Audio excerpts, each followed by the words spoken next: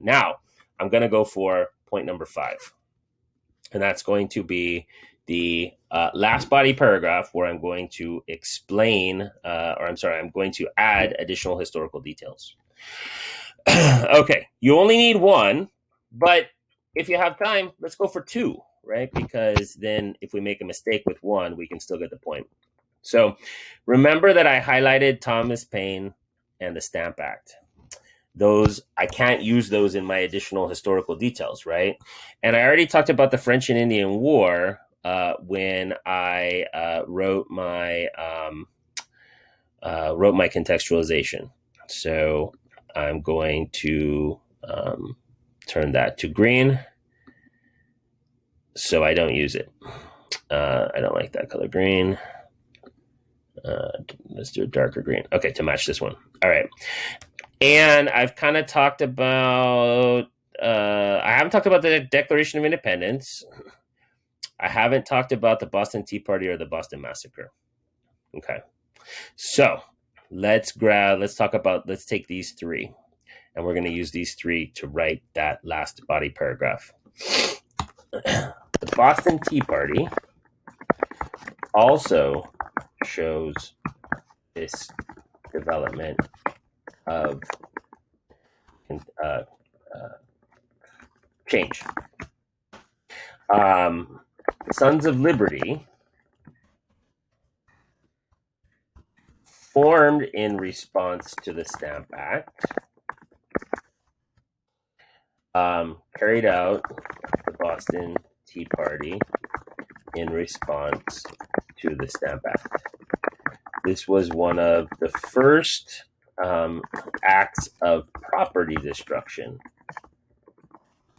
that led to the outbreak of violence in 1775. The Boston Tea Party showed that colonists were willing to destroy property to express their newfound desire for freedom or whatever of government. Let's say self-government, self-representation.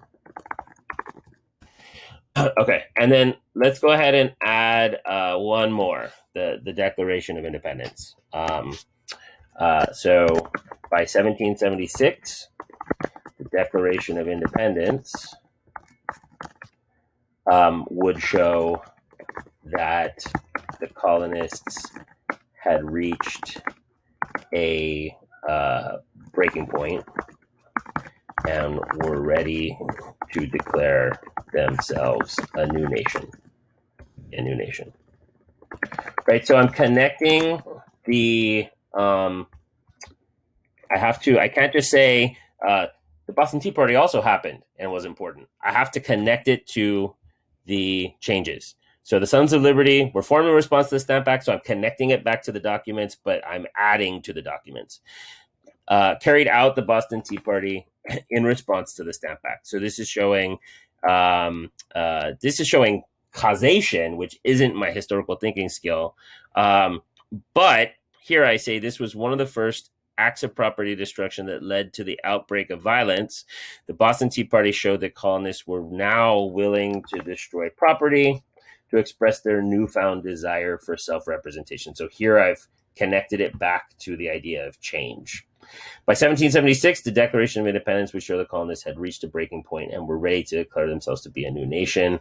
And the War for Independence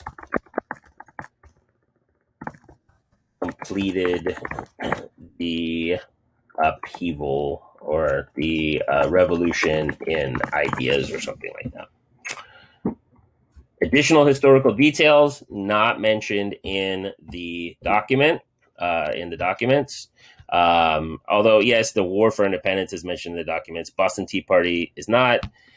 Declaration of Independence is not.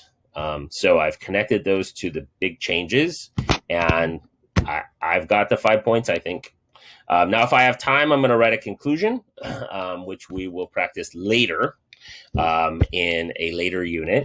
But this is basically it. This is basically how you do the DBQ